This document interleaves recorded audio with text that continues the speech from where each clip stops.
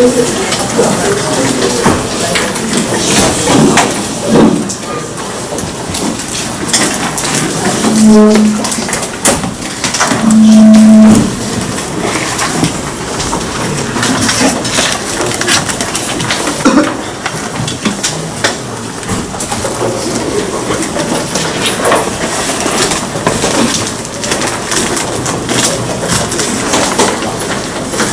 so last week we proved that road equivalence satisfies reflexive, symmetric, and transitive properties. So we make a couple of remarks. First one is that any final relation on a set is called an equivalent relation if it is reflexive, symmetric, and transitive. So there are a lot of equivalence relations. For example, in junior high school, we learn similarity among triangles. Okay, so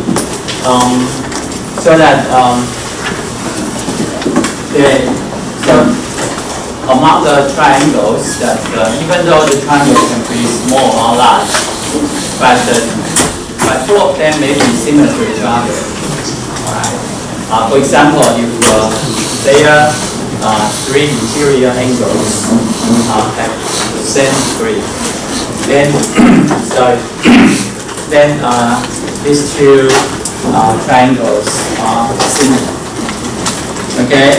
And so a triangle is similar to itself.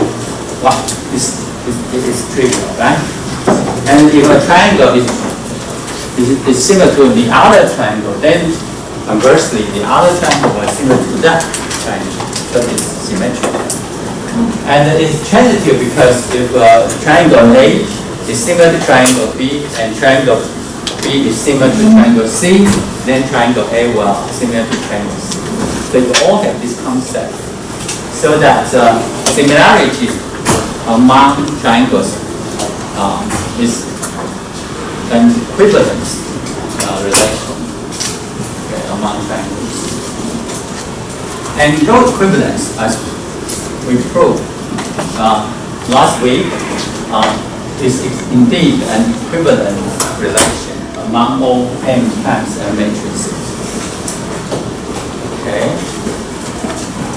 So we will encounter other kind of equivalent relation among matrices. Okay. So now the discussion about road equivalent matrices will follow consequences. So let me show to you several lemmas.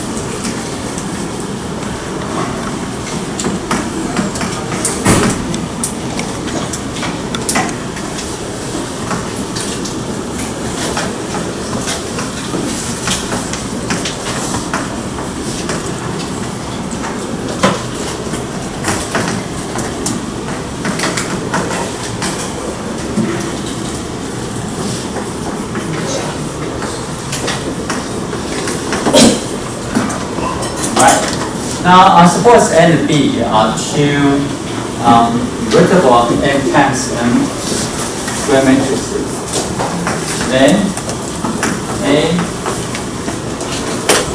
times B is invertible.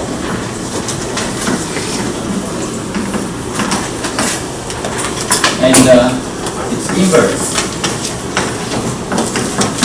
So the inverse of A times B is the inverse times A.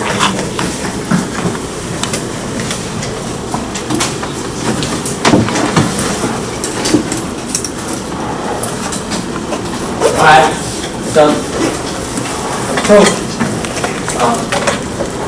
that is to indicate directly that to check that this product is indeed the inverse of A. So by our definition, we have to check AB inverse, A inverse. Right? So we check. And then we have to check B inverse, A inverse, and AB. Right? So we have to check these two products to see whether they are equal to the identity matrix. Okay, so that is our purpose. Okay? Now by process law, we can do product first, and we know that B inverse is equal to B, so this is identity.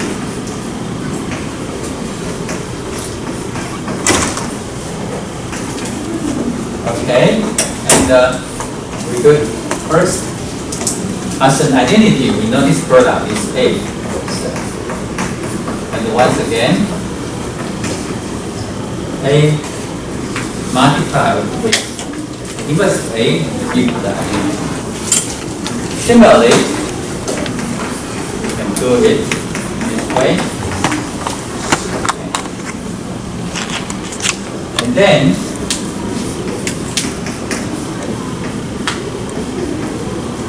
this time, decide to do this product first.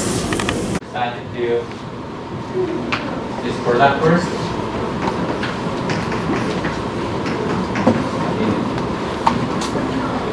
Okay, so that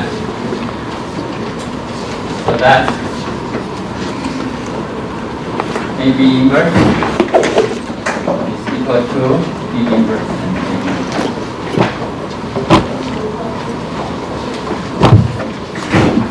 Right, so we have the lemma now.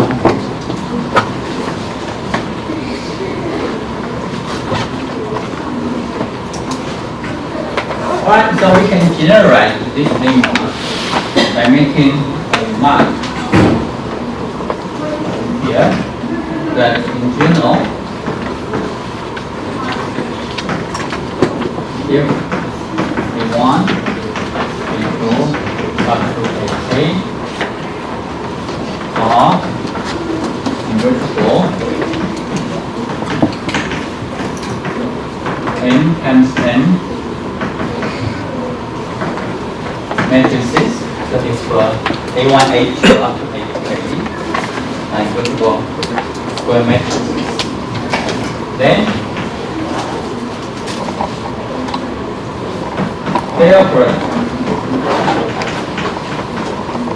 Right, so their product is invertible, and its inverse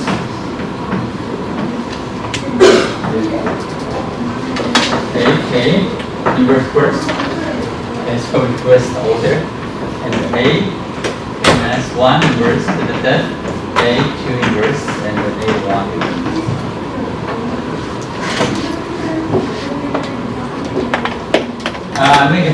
And you can prove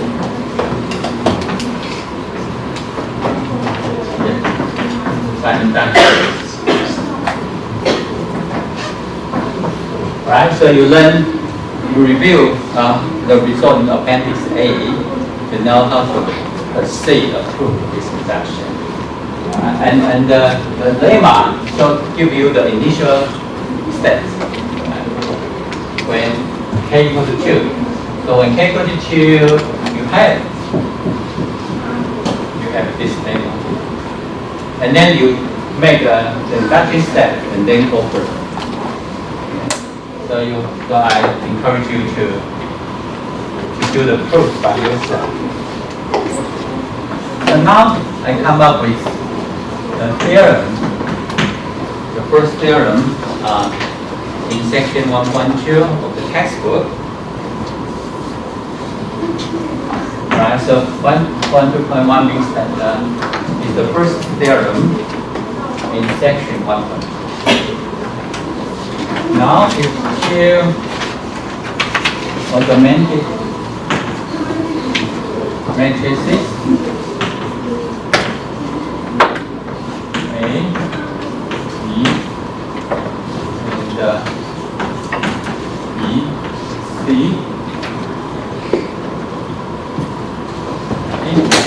dimension. Let me break it down. A m times n, b is n times 1, and the b is n times n, c is n times 1. Alright, so each augmented matrix corresponding to a system of linear equations.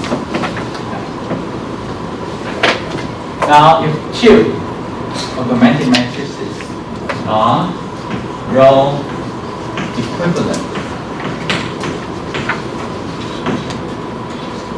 then layer corresponding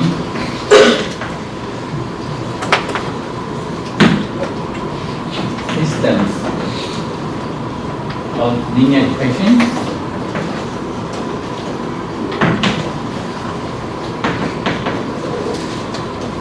have the same set of solutions.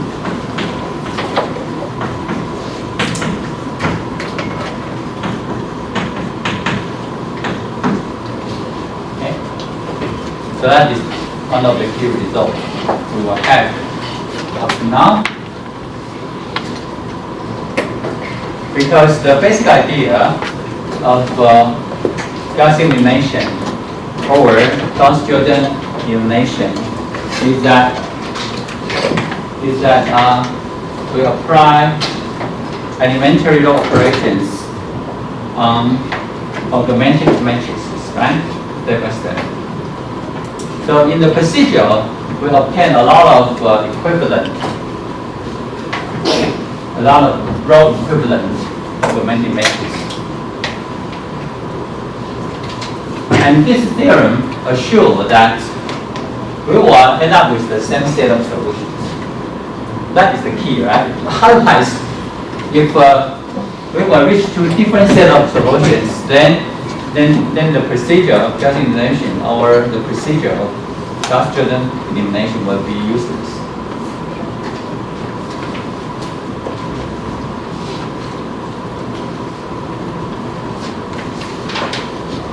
Okay, so now I'll give a proof of this theorem. Now, since AB and C and B, okay, I think these two augmented matrices are row equivalent, so I use symbol, right? So there exists by definition sequence of n times n square matrix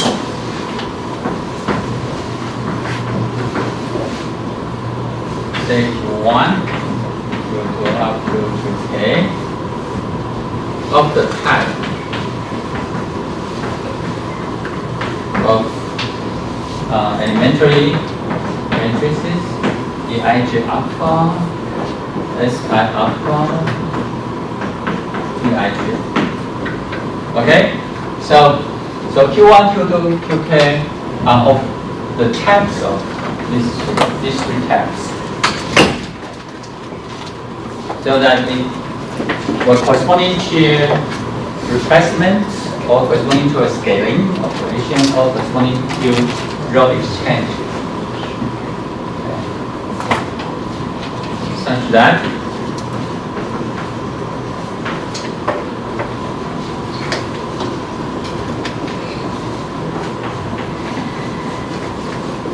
I will apply Q1, etc.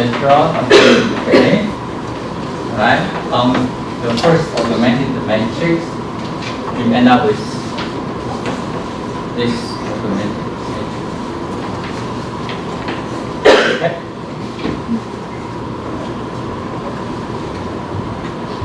So now we're now able to express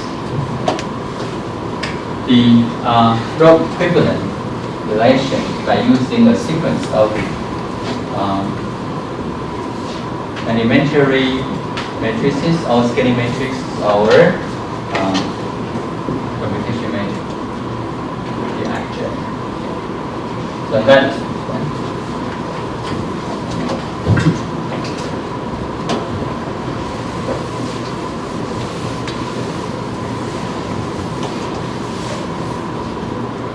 So now we let Q to be the product.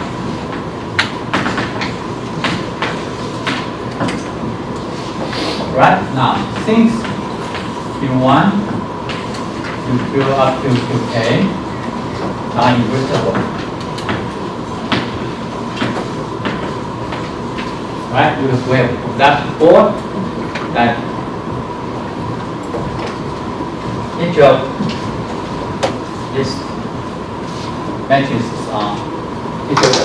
it is invertible, and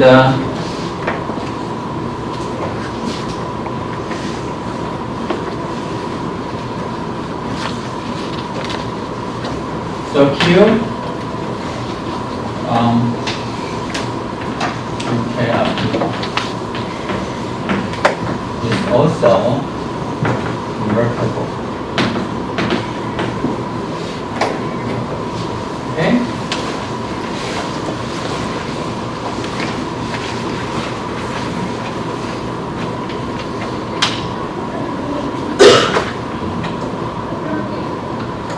Right. We have Q, A, B,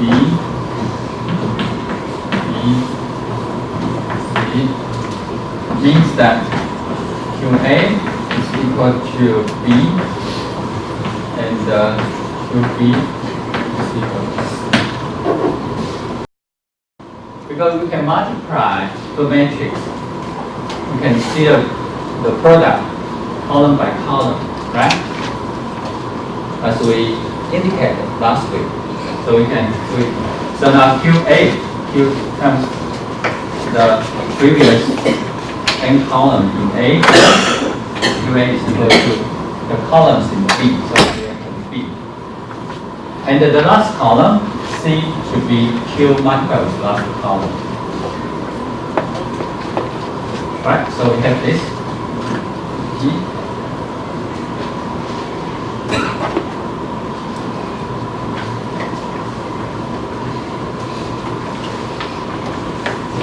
Okay, so now A is equal to Q inverse of B, and B is equal to Q inverse. Okay, because when we apply Q inverse on both sides, Q inverse multiplied by 2 is identical. And here we have Q inverse.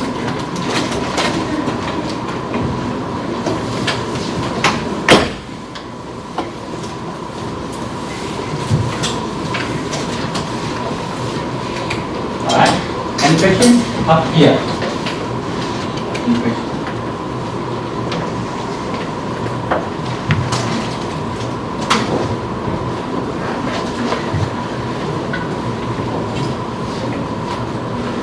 Now, the corresponding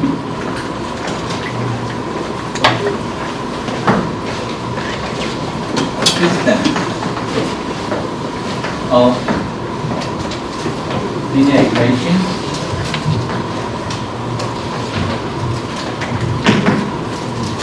for A, X, B, B, 1. Now we let S A, B, and S B, C in the set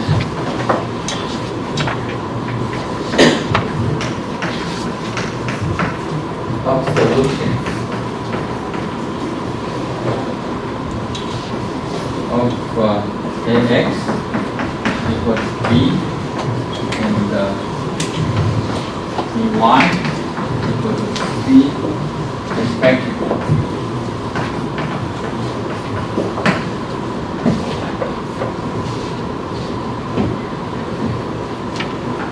Alright, so up to here, that's our preparation to prove that these two sets are equal. Okay?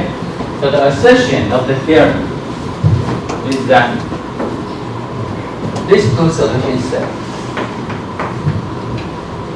are equal.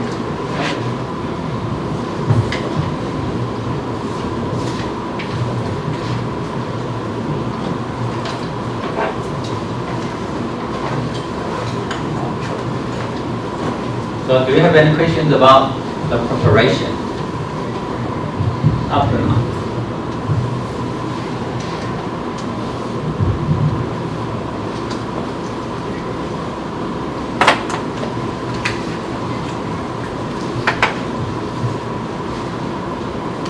Okay. For here, I just represent the so-called row equivalent relation by using a sequence of invertible matrices. So this is the average. So this is the same here, and so that this product comes to be invertible. Comes to be invertible, right? And then by the property of matrix multiplication, we know this fact. Okay. So there are consequences deduced directly from this equation. Okay. And here now I just write it. The set of solution explicitly, right? Okay, so up to here, just preparation. Okay, so now we start to show that two sets are equal. To show two sets are equal. Remember, I think if you study Appendix A, two sets A equal to B.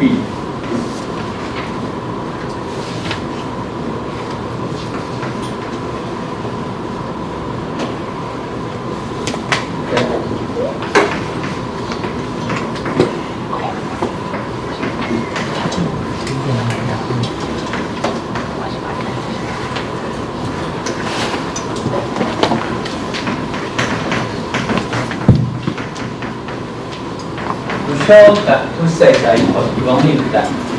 First of all, you have to show A equal to B, and second, B equal to A. What do we mean? This says that every element A is an element verbal, right? And this indicates that every element in B is an element. So A and B will contain the same element, and that's why we have A. Alright, so that is a standard procedure, right? To establish the equality of two sets, you have to establish these two. Alright, so we just follow the standard procedure. Okay, so let U, okay, in S, A, B. Right, so we let AU is a solution of this system of linear equations. So that means that AU equal to B. Okay? That is the way to say this equivalent, right? U is in the solution set, means that U is a solution of the system of linear equations. So that when we replace X by U, you get AU. Then you multiply both sides, right? by the matrix Q here, right? So A Q equal to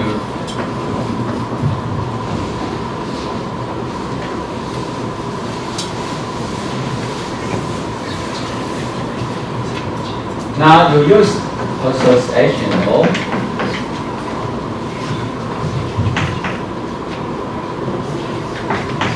Okay, you get B1 and the QA is B, right? So BU equal to C, right? Now look at here. So this implies that U is a solution of this system. Okay? So now I start to say that U is in here in the solution set. Implies that U is in this. So we know that SA B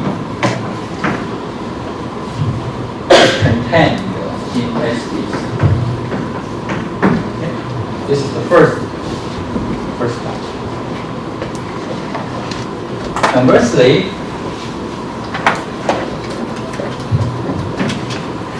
we let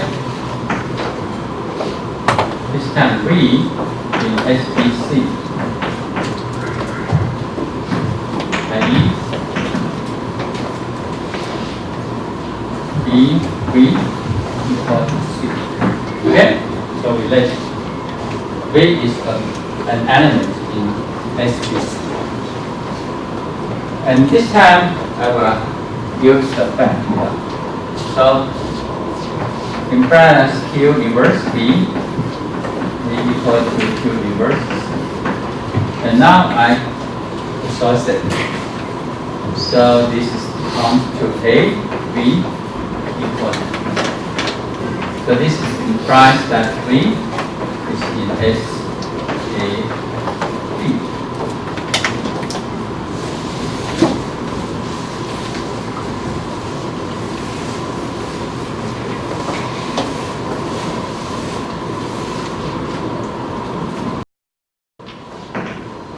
So the conclusion at this moment is SBC is contained in SA. Okay, so we have this one. So finally, SAB equal to S. Right, so we reach to the end of the book.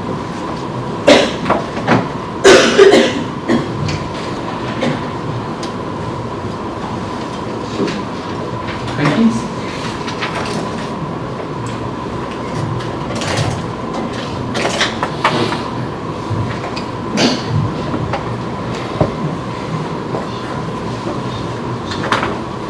Yeah, don't hesitate to ask me questions.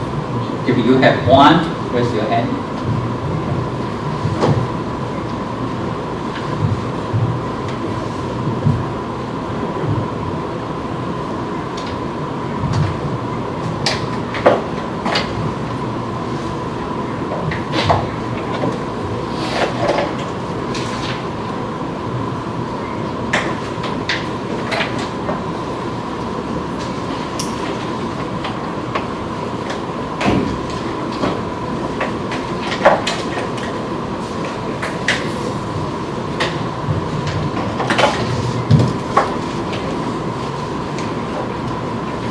Okay, so if one question.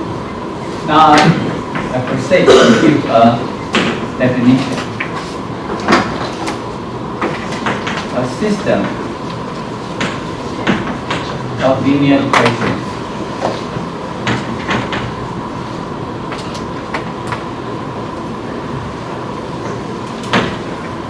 is called consistent.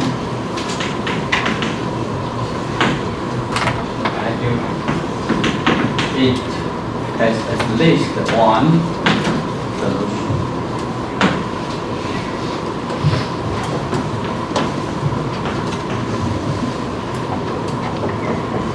and inconsistent.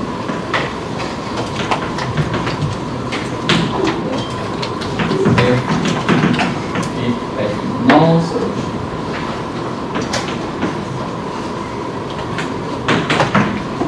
Right?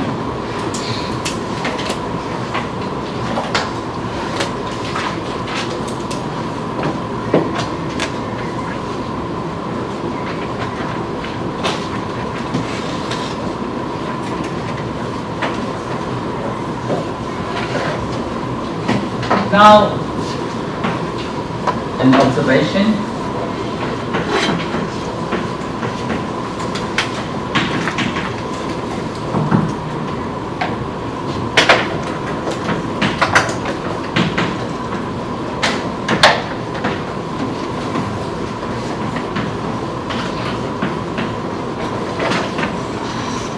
The linear system sometimes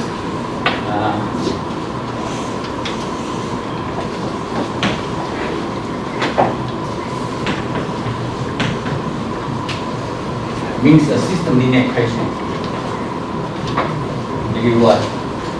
Because the less time for me to write down the phrase. Okay. So every time when I say a linear system, I mean a system linear equations. Okay, so a linear system has a solution.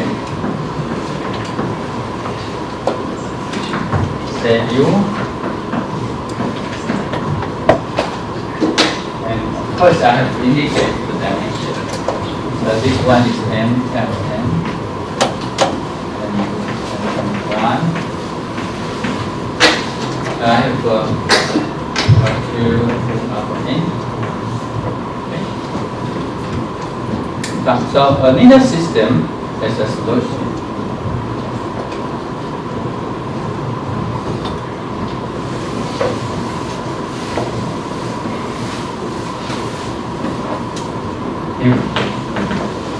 And only A, U, is 1. So for a specific vector, column vector here, this one is a solution of this linear system. So only just plug in the U as X, you get. And then now I have A, 1, 2, and U is alpha 1, alpha 2, alpha n.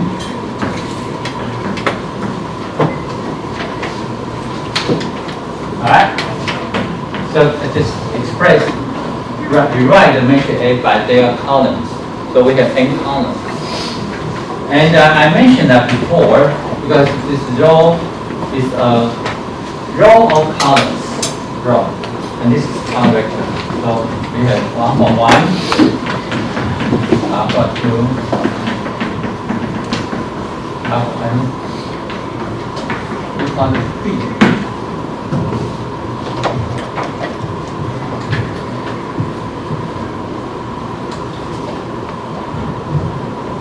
So this means that the B, the right-hand vector B, can be expressed as sum of multiple of the columns of A. Okay, so that we have this expression.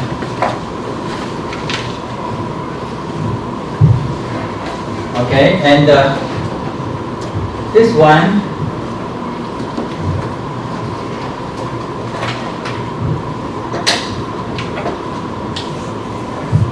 is called a linear combination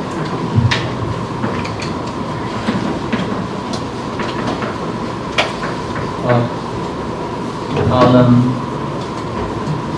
vectors.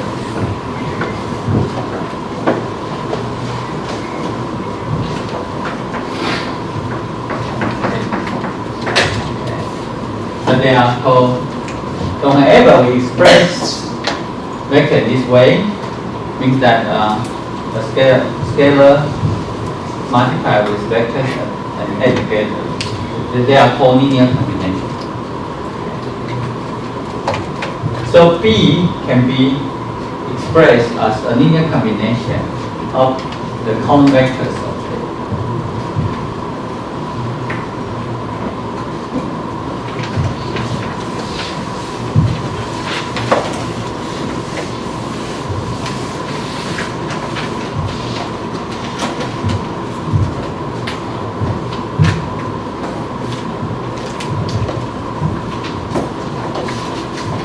Okay, so we have a lemma or just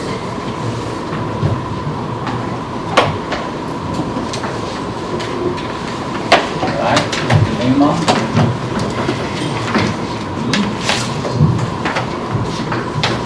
the system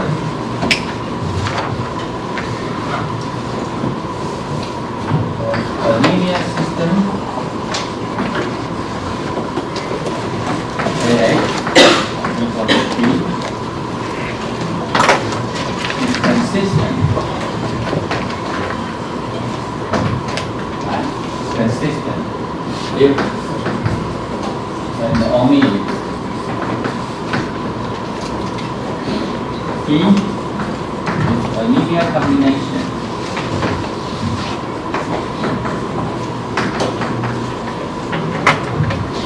of the n-column column vector.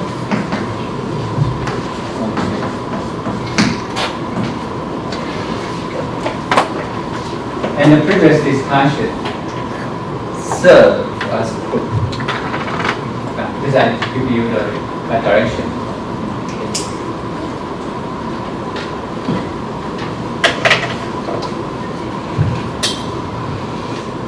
So, for example, if we go backward, suppose that B is a linear combination of combinations A, means that B can be expressed in this way. If then we can rewrite this equation back here, okay, and then go back to here. So U is a solution of the system.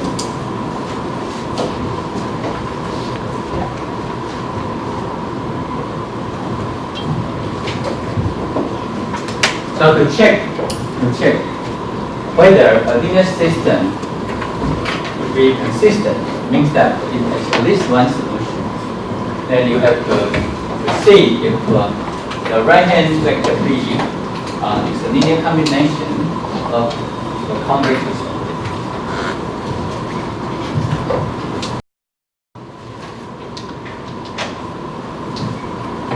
Alright, so with this lemma in our mind, I will give another definition. The column space denoted as CLA. So M times M matrix. Okay. So COL column. Okay. So the column space is the set of all linear combinations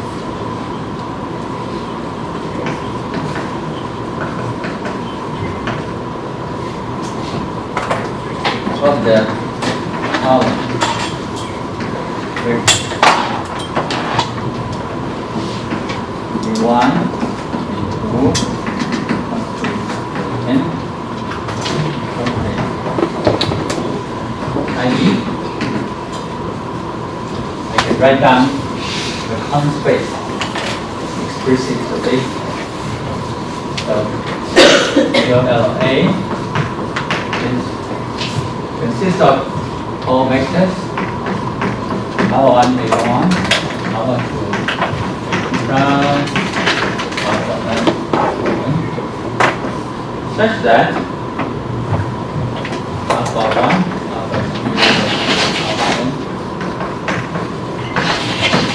all the numbers.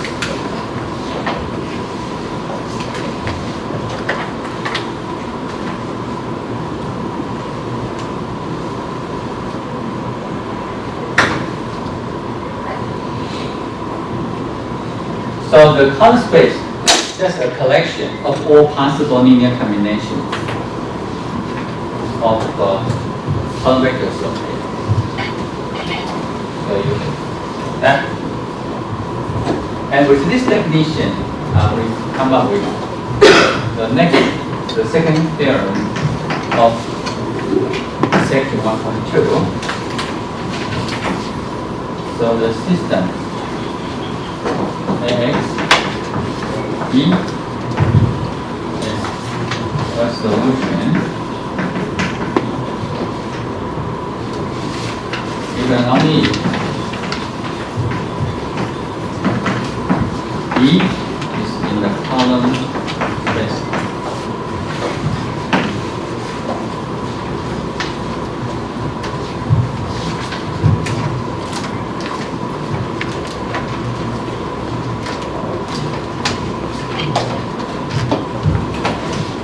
Right, so you can see that this theorem actually is a rephrase of the lemma 1.2.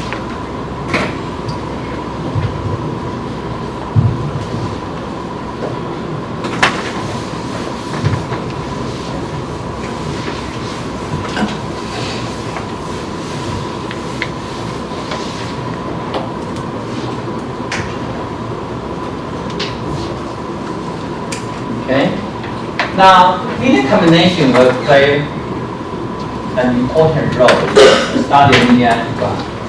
So, I further give a definition. Now, given, say, k column vectors, say V1, V2 up to Vk of, say, m of the dimension n. Means that each column vector has n component. Okay, it's n component. Now the set of all linear combinations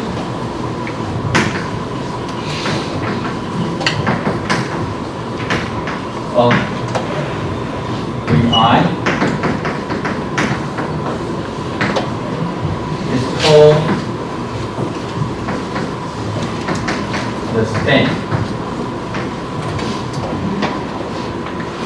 of V1.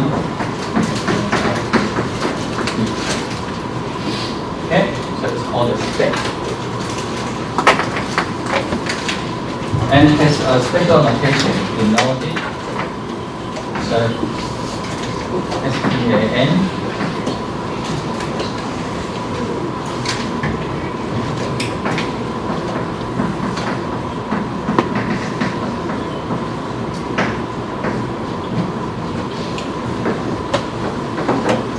so notation is that one, and it's this set.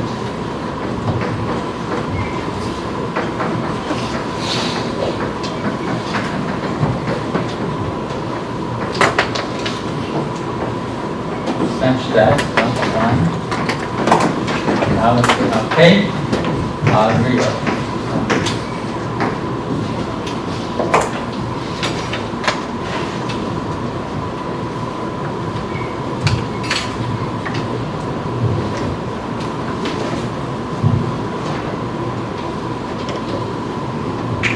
So with this definition, we are able to discuss of the set of all linear combinations of arbitrary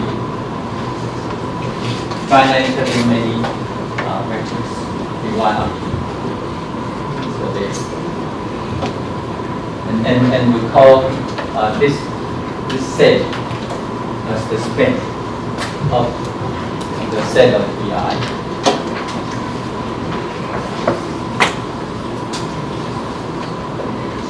So now we have a remark.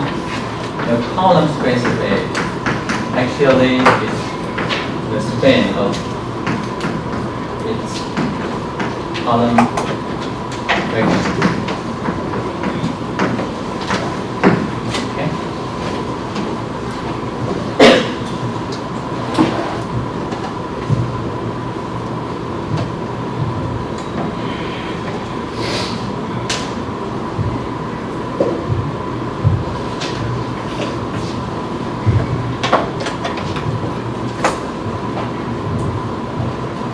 also know that we usually use we will use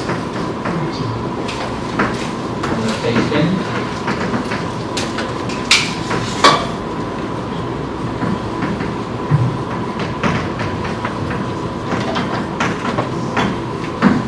Okay. The set of all column vectors of dimension m will be denoted as r to the mth power.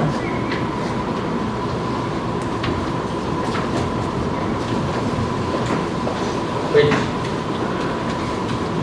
is called, usually we have a name, it's called m-dimensional Euclidean space.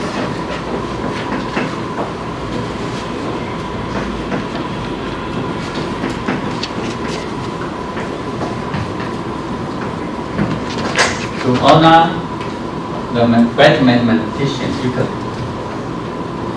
more than 2,000 years ago.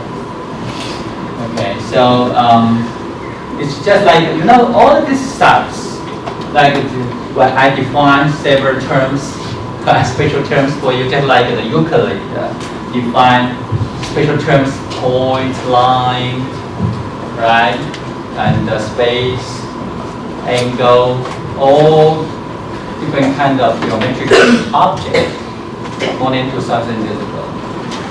Okay. And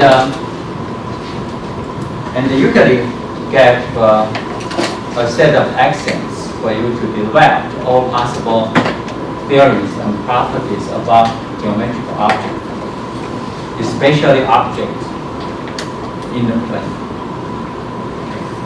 So that is the so we basically linear algebra follow similar approach, but we are not so formal, okay? Because Euclid did it very formal. So here I just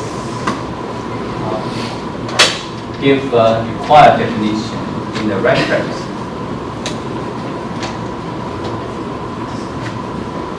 So any questions about that? So we learned several concepts about column space of a matrix A and the span of a set of vectors. Okay. And actually all these concepts can be connected together. Questions?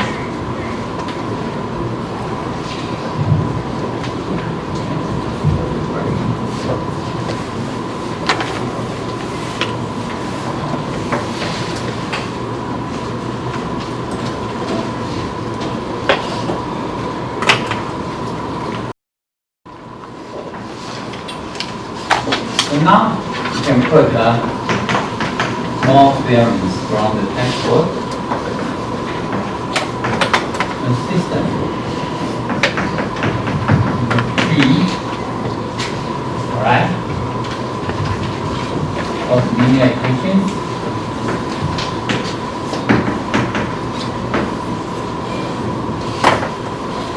As a solution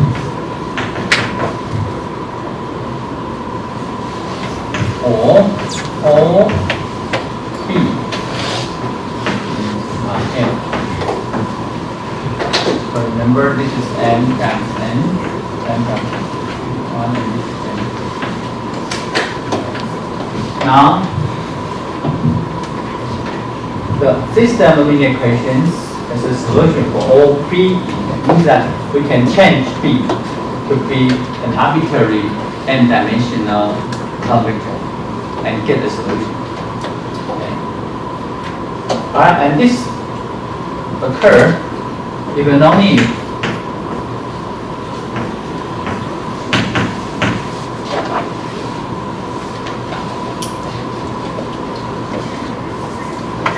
the column space of A is equal to I.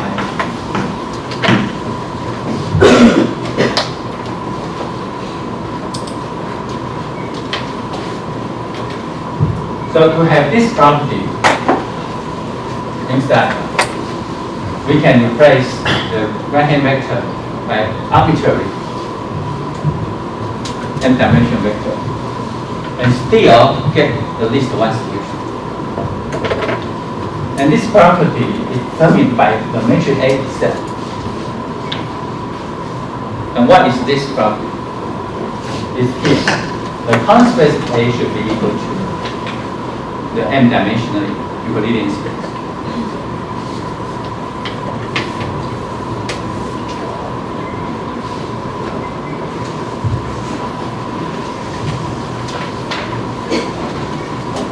Alright, so I give a proof of that.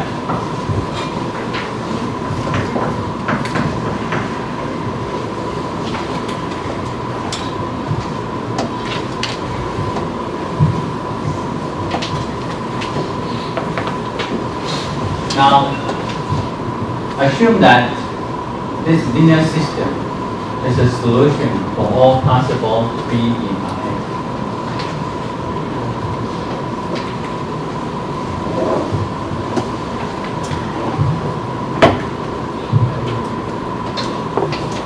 Right? Okay, so we take select B and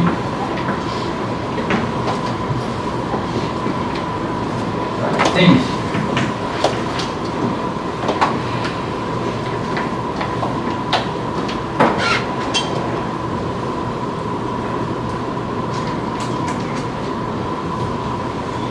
AX is a solution. There exists alpha 1, alpha 2, alpha n, such that A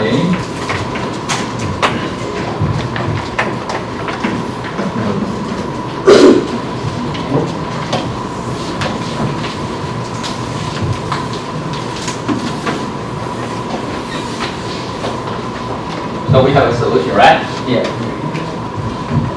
This is a solution. And this implies that alpha 1 A1 plus alpha 2.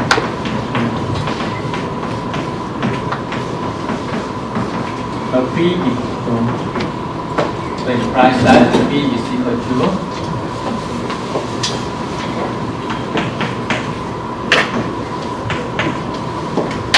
so that says that B is a linear combination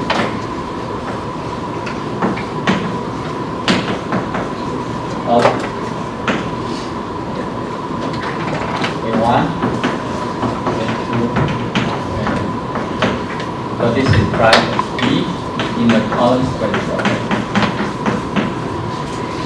So we start with B is a column vector in Rn. We imply B is here. Okay? So that means that Rm is a subset of the column space.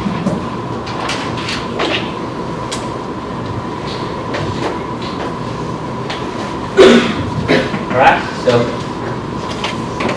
Rm can be column space.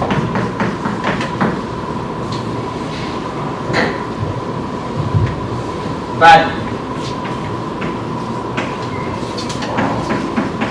column space must be a subset of Rn. Why? Because Rn is the set of all possible m-dimensional column vectors. And the column space of A, that's a set of m-dimensional column vectors. So of course, this must be true because this is the whole set of all possible m-dimensional vectors. So this is, and so A equal, okay, so it's perfect. This must be true, always. So the only thing we needed to show is only to show that every m-dimensional column vector is in the column space. To establish this. And then we have a conclusion. and the other direction.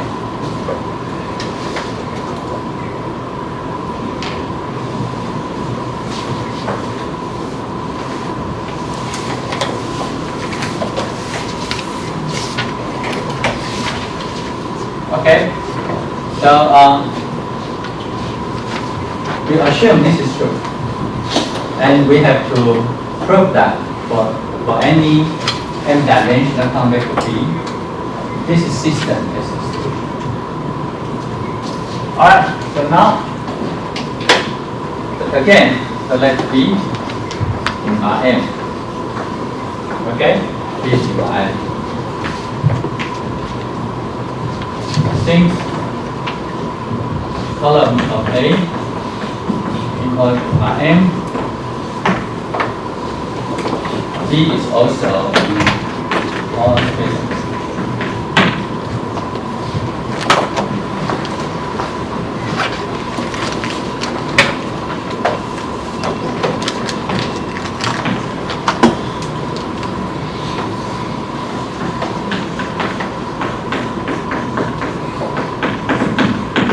I.e. that includes alpha 1, alpha 2, alpha 2, alpha n. That's that B is the linear combination of the columns of A.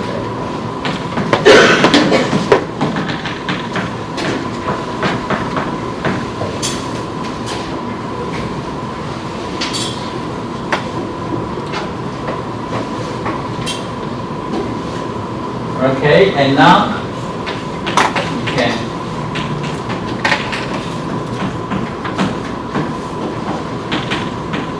express the linear combination by metric multiplication.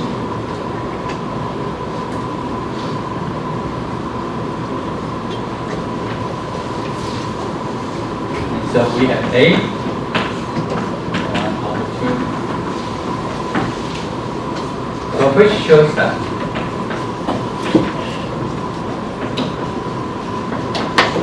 alpha 1, alpha 2, up to alpha n is a solution of AX. So we start with an arbitrary vector B in Rm, and we finally find a solution for the system. Okay. And so we complete. So, both direction has been proved.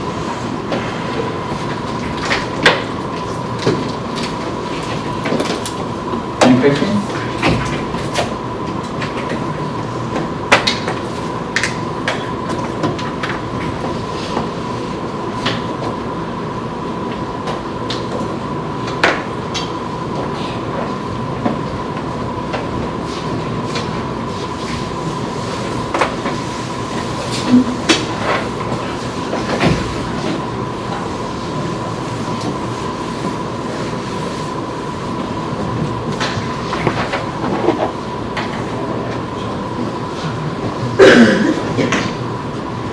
Now this A is the reduced. Let's suppose that we have done Gauss-Jordan elimination procedure, and now we end up with a linear system.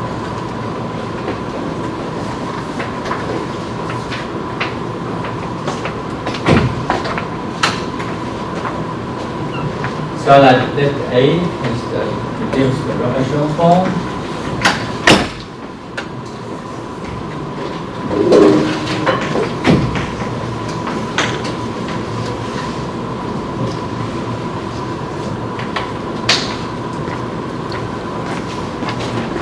For example,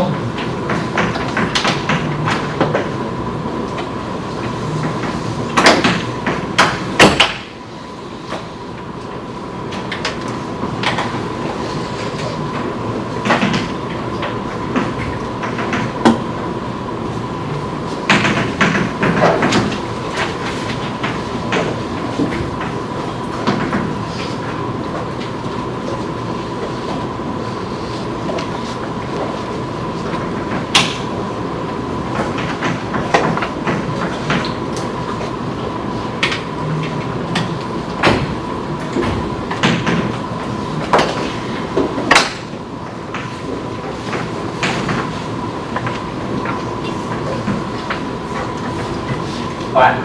So suppose A has the row.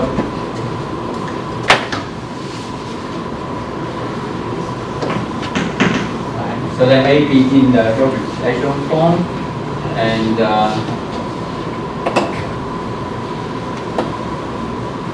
which shows that each row is a pivot. Okay, so I indicate the pivot here, so that we have m rows and each row has a pivot.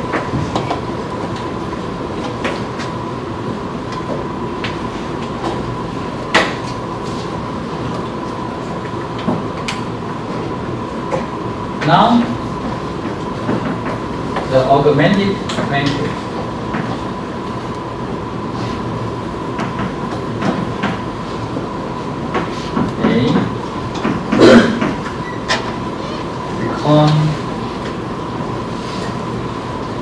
Okay, so it becomes the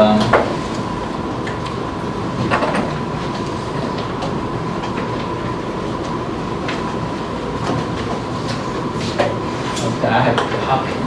Okay. Let me copy it again.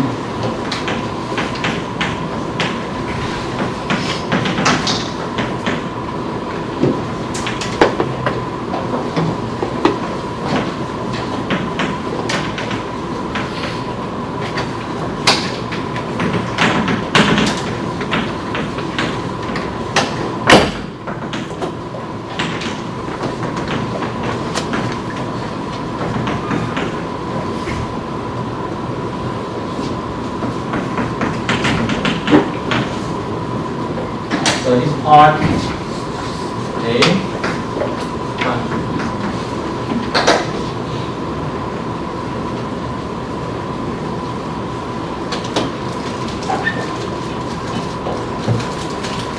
okay. You can see a more specific example.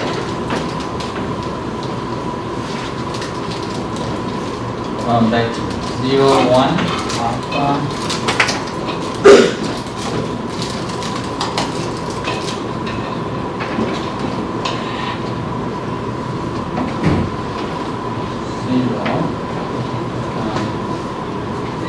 0, 1, alpha, 0,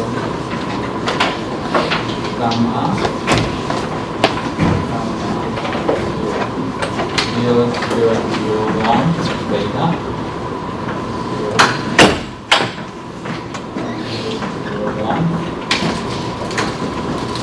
delta, sigma. So this is A and this is B. So you can see, once you reach to reduce the echelon form,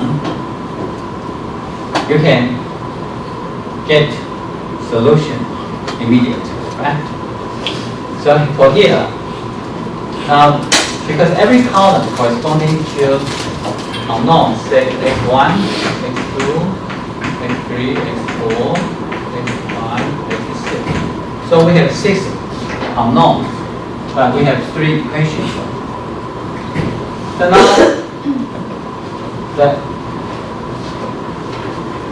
the last equation gives us that the x6 is equal to mu. Okay? Because this row multiples the column x1, x2 up to 6, the 6 is equal to mu. Right? This one, the pivot corresponding to the fourth unknown. So x4 is 4, right? Plus beta x5 is equal to 6.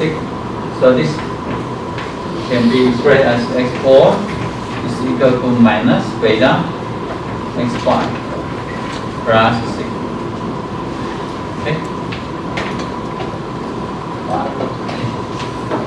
And the first one, we x2 plus alpha, x3 plus gamma, x5 equal to delta. And so it's if that x2 can be written as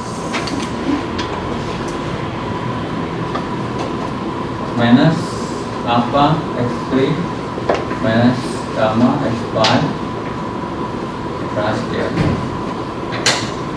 Okay, so here, so we know x6, and we know that x4 can be determined if we assign x5. We know x2 can be determined if we assign value for x3 and x4. Okay? So in here you can see that by direct solution this way, that x2, x4, and x6 are dependent variable. And in fact, the x3 and x5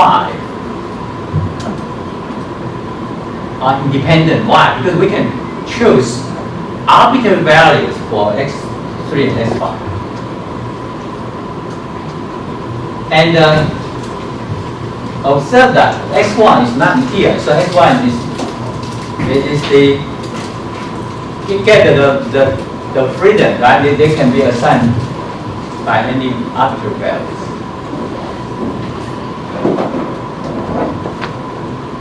So from here we observe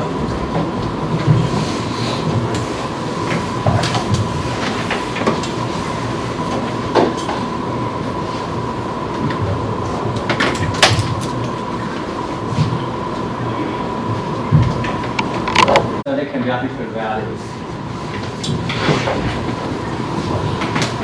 So we decide in this expression we decide that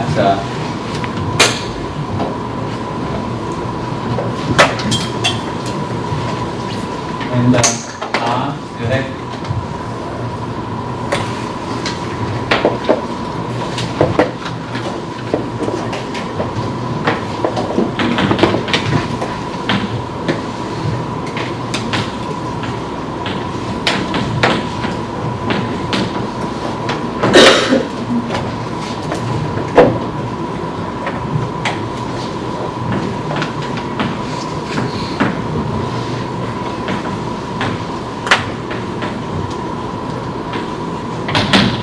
so which is up to our choice. So because we just follow the spirits of the reduced echelon form, and we put variable corresponding to pivot as dependent variables, and for variables not corresponding to any pivot to be independent.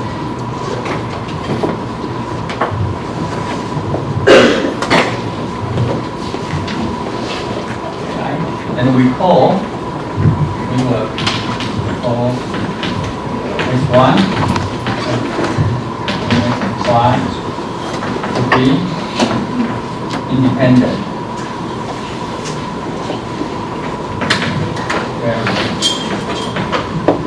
And x2, x4, x6 would be dependent.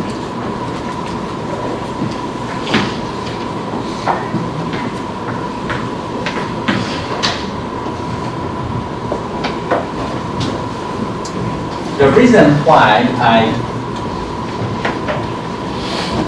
I say that the selection of x1, x3, and 4 as independent variables is up to our choice. It is because that you can, for example, so let me see why I have something. So we can press that. So for example, if beta is not equal to 0, we have the possibility that x5 is equal to, so I move here,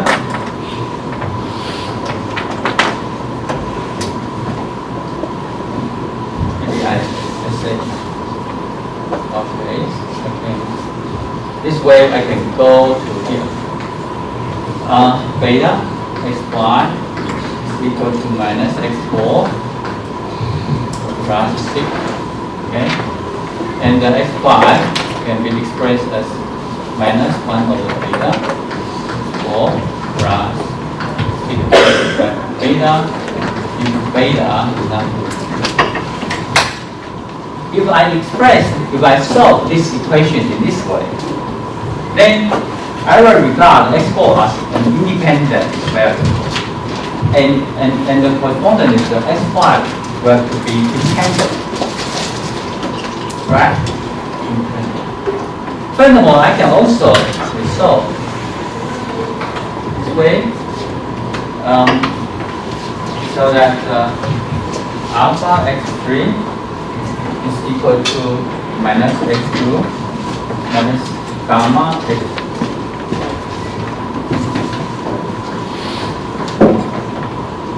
here.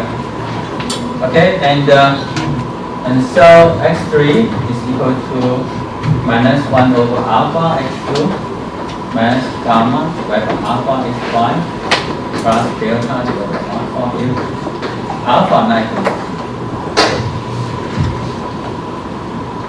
Alright, so suppose there is no other possibility, right? So x6 is always fixed because it's extreme.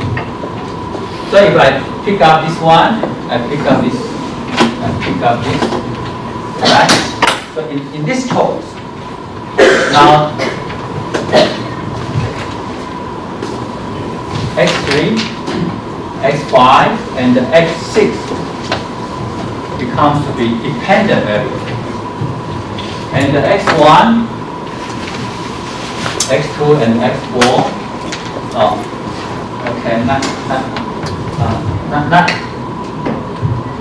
finished yet. Sorry, I have to go further because I have to replace this y by this one. So I haven't finished yet. Sorry.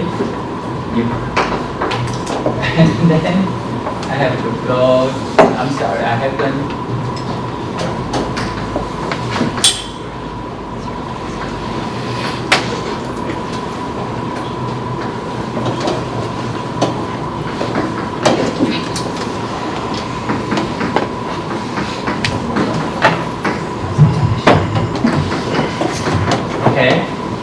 So that implies that x3 can be expressed. So now x1, x2, and x4 become to be independent. So you have different choices, right? At least in here we have two different choices, but there are something that you can't have choice. For example, x6 should be dependent, and the x1 should be independent. Okay. There are no other possibility for you. So that in this case, x1 is called intrinsically dependent, and x6 is called intrinsically dependent. But x2, x3, x4, x5, you have your choice. Okay. So that. But anyway, you will see the number of dependent or the number of independent variables will fixed. And so that is the situation you will see. And later on in the rest of this semester, we will follow the previous positions to say that for any unknown variables corresponding to a pivot column, because this column has no pivot, right? This column has no pivot. So, but a column with a pivot, the corresponding variable will be selected as dependent variable.